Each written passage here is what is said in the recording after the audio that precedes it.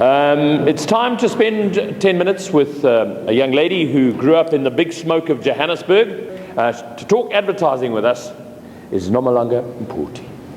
Welcome. Give her a big hand, please. Fuck it in. Afternoon, everyone. Before I start, I'll just like to say a little shout out to my friends Dean and Carol who came to support me today. Okay, so I'm going to be talking to you about a mirror and the power of a mirror. It's something that we use every day to see ourselves and what we look like for the day. It is also the only way we're able to see ourselves and what we look like in that moment and how we're presenting ourselves to the world. And just like a mirror, media can influence the way we see ourselves and others. An American study done by Kristen Harrison and Nicole Martins in 2012 wanted to correlate the number of hours that children watch TV versus their self-esteem. They measured the scores of white boys and girls and also black boys and girls. What they found was that white boys had the highest self-esteem score, followed by white girls, black boys, and then black girls.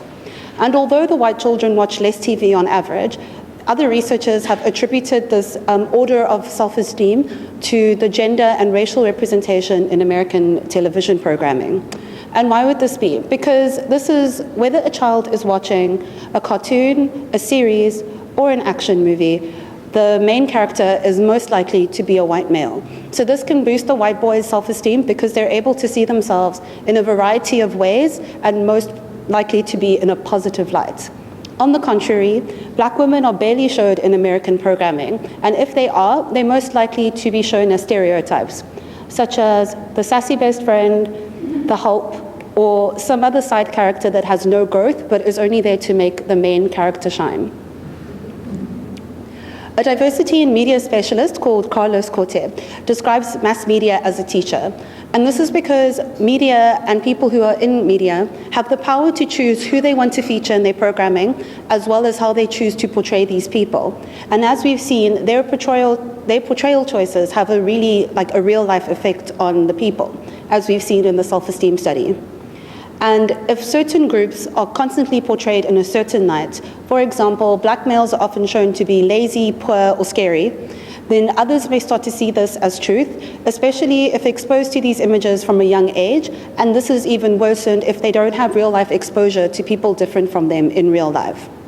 Fortunately, in South African programming, we have a wide diverse roles for black characters, but this is not necessarily the case in our adverts. And this is a really huge issue in South Africa because our agencies are mostly white and they don't represent the population of South Africa. As Ross Charles from the Jupiter Drawing Room said, what is inside the agency must represent what's outside the agency.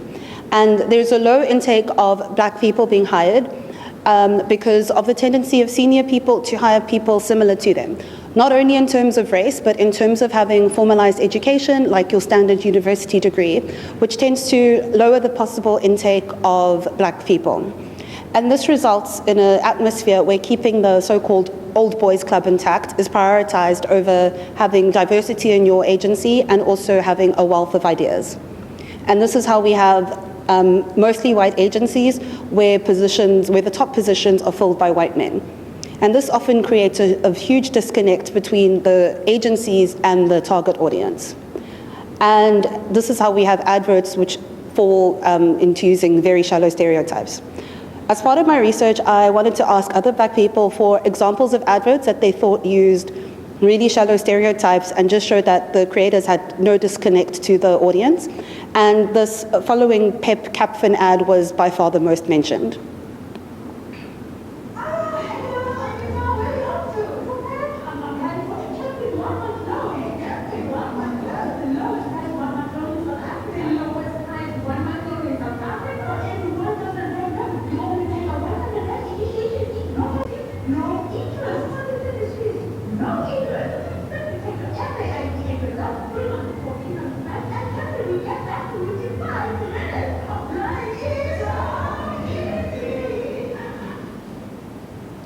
Okay, so when I first saw this advert, I was not surprised that so many people had mentioned this.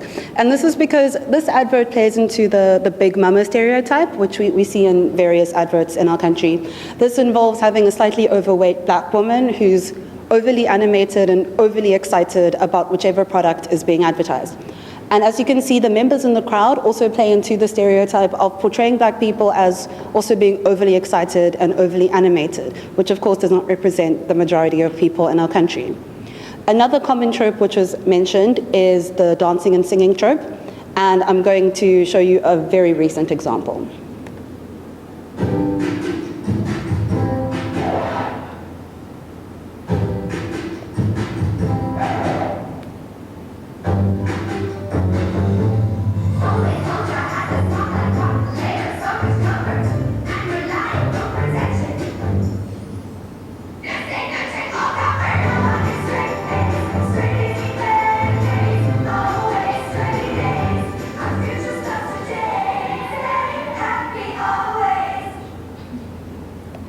Okay, so I'm pretty sure we all know this trope very well. It's been used for pads, as you've seen, for tea, for airtime, for basically anything.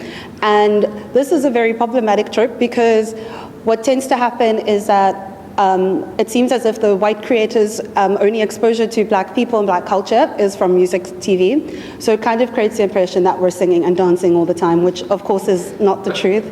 And it also shows a really big lack of creativity on the part of the agencies, because personally, whenever I see an advert like this, I feel like they were in the room, they couldn't think of anything, so they're like, hey, let's just make people sing and dance. Another problematic thing that a lot of people mentioned was that the way that black people are generally portrayed to be poorer than white people. For example, in washing powder adverts, you'll often see a black woman using the hand washing powder version, but a white woman using the washing machine powder version. And as you can see, we also have a big mama in this advert, just to boot. And of course, the fact that only women are shown doing laundry perpetuates very harmful gender stereotypes. Another example was that for soap adverts, you often see a black woman using the bar soap, but a white woman using the shower gel. And as we know, the shower gel is generally more expensive. So these tropes kind of create the image that black people cannot afford to have the more expensive version of these products. So what we've seen from these stereotypes and these tropes is that there's a kind of parent-teenager relationship between the agencies and the target audience. And this is because there's no knowledge of the target audience within the agencies, and little to no research is done outside the agency. And a lot of people then feel that these adverts are very patronizing and actually put them off the product, no matter how amazing the product claims to be. There's also a sense that low to middle income black consumers aren't truly valued by their brands because the adverts targeted to them, as we've seen, use these base stereotypes. But adverts targeted to higher income people are always well researched and well executed. And so we have a result where the creators may think this is a really funny ad, but everyone else may think it's really offensive or just falls flat. As I said earlier, media is a teacher, and it's important for people in advertising to take this role very seriously. And this is because, as I've mentioned, the choices that media people make actually has real-life effects on everyone else. And if we continue to have harmful stereotypes in our advertising, we could be held partly responsible for the constant social divides that persist in our country. So one of the key ways to solve this problem is to encourage more racial diversity in advertising agencies. Not just to have people of color as tokens or sounding boards, but actually to give them the opportunity to make meaningful contributions.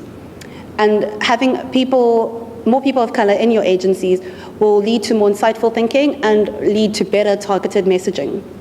And then also this will show the agency's commitment to improving our country by having a more integrated staff.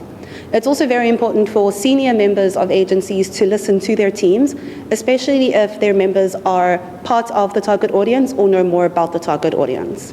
And of course, we'll be able to shatter the stereotypes.